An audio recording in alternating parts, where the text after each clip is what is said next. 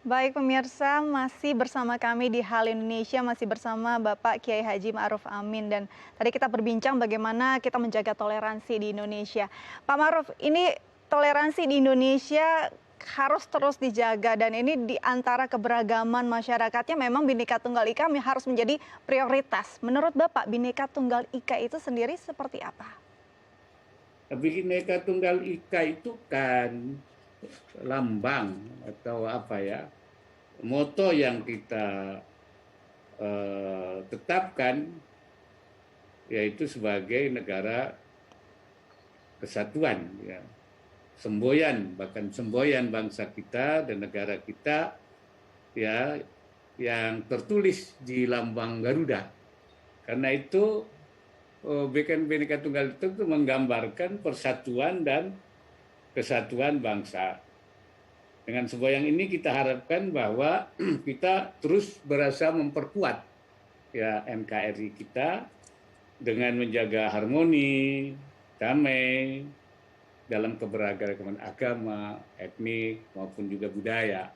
Bahkan NKRI ini juga sekarang kita wujudkan dalam bentuk pembangunan, ya, baik pembangunan ekonomi di dalam rangka pemerataan, membangun berbagai infrastruktur di seluruh Indonesia, baik infrastruktur darat, laut, udara, ya, langit bahkan juga, supaya ini kesatuan ini terjaga geografinya, bahkan juga tentu yaitu pembangunan uh, ekonominya juga.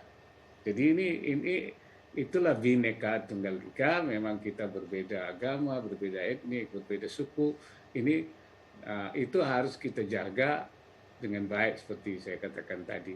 Nah, karena itu untuk menjaga kerukunan ini, selain juga dari segi teologi, ya, teologi kerukunan, saya menyebutnya ada 4 bingkai kerukunan yang perlu kita perkuat.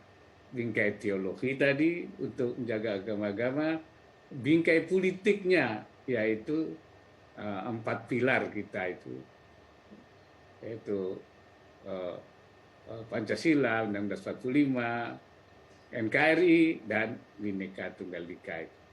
Kemudian bingkai yuridisnya yaitu aturan-aturan yang sudah kita buat supaya dipatuhi, menyangkut semua hal sehingga terjadi kerukunan, ya, karena semua berjalan di atas koridor hukum yuridis. Nah, yang keempat yang tidak kurang pentingnya yaitu bingkai sosiologis, yaitu kearifan lokal, local wisdom. Masalah local wisdom itu, yang kearifan lokal itu harus kita jaga karena juga menjaga kerukunan, keutuhan bangsa ini. Sehingga kita bingkai-bingkai ini harus terus kita perkuat dalam rangka mewujudkan semboyan bangsa Indonesia itu Bhinneka Tunggal Ika. Kita berbeda-beda, ya, tetapi kita adalah satu sebagai bangsa Indonesia. Baik, jadi satu sebagai bangsa Indonesia.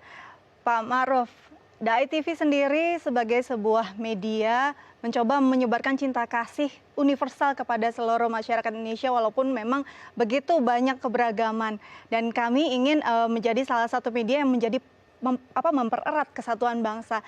Menurut Kiai Haji Ma'ruf Amin sendiri seperti apa Dai TV dan mungkin bisa memberikan jika berkenan memberikan tanggapan dan harapannya untuk Dai TV, Pak?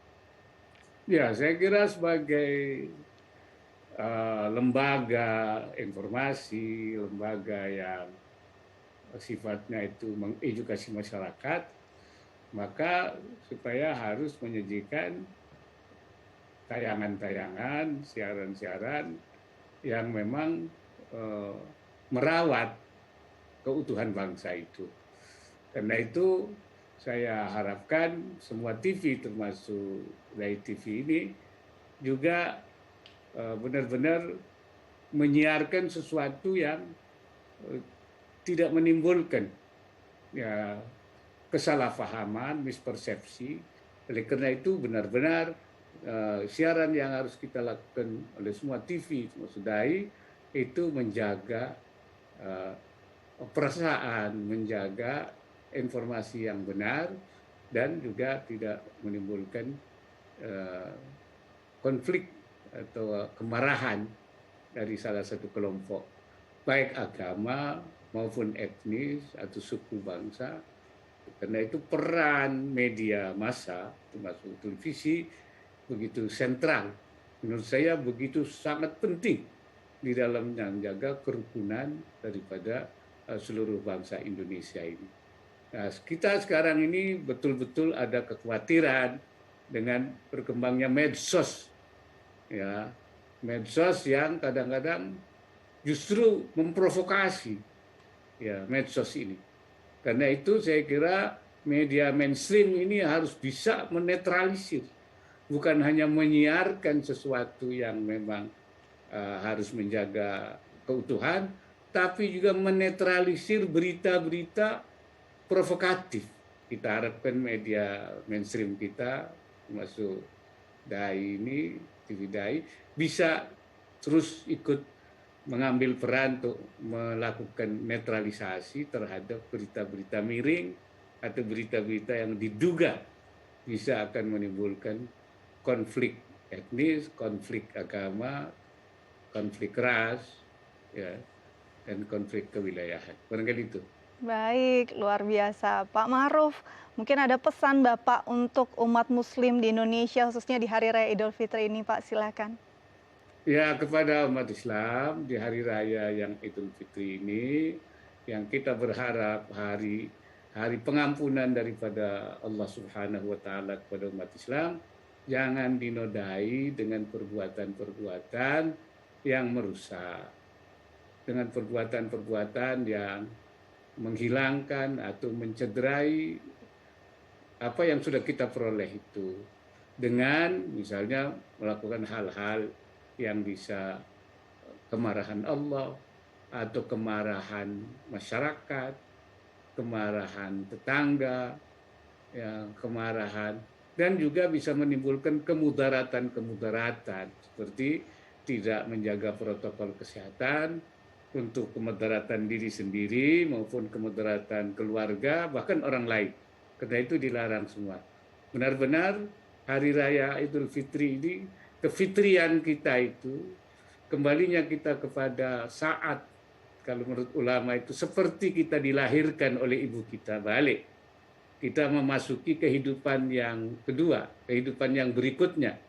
Ya, entah kehidupan yang keberapa kali, ini setelah kita dicuci ini, jangan kita nodai dengan perbuatan. Atau juga melakukan pelanggaran-pelanggaran lain yang bisa mengganggu ketertiban umum. Ya, atau merekanya, dan marilah kita rayakan sesuai dengan suasana pandemi dengan sesederhana mungkin. Itu himbauan saya. Terima kasih. Baik, Pak, terakhir, Indonesia masih berjuang melawan pandemi dan berjuang untuk terbebas dari ini. Harapan Bapak untuk bangsa Indonesia ke depan seperti apa, Pak? Bangsa Indonesia saya kira harus mentaati himbauan pemerintah, upaya-upaya pemerintah.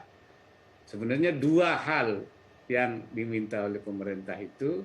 Pertama itu menjaga protokol kesehatan, ya, yaitu mentaati 3M atau 5M, pokoknya memakai masker, jangan sampai tidak, bahkan dimanapun kita harus menggunakan masker itu, ya.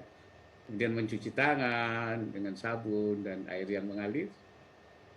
Kemudian juga menjaga jarak, menghindari kerumunan, ya. Kemudian juga kita taat patuh untuk melaksanakan vaksinasi. Nah, vaksinasi ini disebut sebagai penentu, game changer-nya, ya, supaya kita kebal. Tetapi kekebalan kelompok ini, herd immunity, bisa dicapai kalau sudah 181,5 juta bisa divaksin. Jadi artinya kita masih dalam suasana rentan karena belum terjadi, selama 181 juta belum tervaksinasi, kita masih dalam suasana rentan. Nah ini, karena itu harus kita mentaati vaksin tetapi juga menjaga jarak. kemudian menaati protokol kesehatan, karena ini masih dalam suasana rentan. Kita tetap vaksinasi dan menjaga protokol kesehatan sampai dengan harapan nanti kalau sudah 181.000, kemudian kita mengalami kekebalan komunitas. Ini hal yang harus dipatuhi oleh masyarakat dan juga tentu bersama-sama pemerintah. Dan supaya kalau ada pemerintah melakukan upaya-upaya seperti di hari raya, penyekatan, kemudian penertiban di tingkat RW, di pasar-pasar, itu bukan karena pemerintah kejam atau benci atau marah, tapi justru menjaga keselamatan kita bangsa Indonesia. Semuanya itu, kalau bahasa agamanya itu untuk maslahat ammah, kemaslahatan seluruhnya. Baik, terima kasih banyak Bapak Wakil Presiden Republik Indonesia Bapak Ma'ruf Amin telah berbagi bersama kami di Halo Indonesia. Semoga bisa menjadi inspirasi untuk bangsa Indonesia. Terima kasih banyak Pak, tetap jaga kesehatan, selamat kembali beraktivitas. Assalamualaikum. Waalaikumsalam warahmatullahi wabarakatuh. Baik, pemirsa, itu dia perbincangan kita dengan Wakil Presiden Republik Indonesia. Semoga bisa jadi inspirasi untuk Anda. Saya Astia Dika pamit undur diri. Mohon maaf lahir dan batin. Selamat Hari Raya Idul Fitri.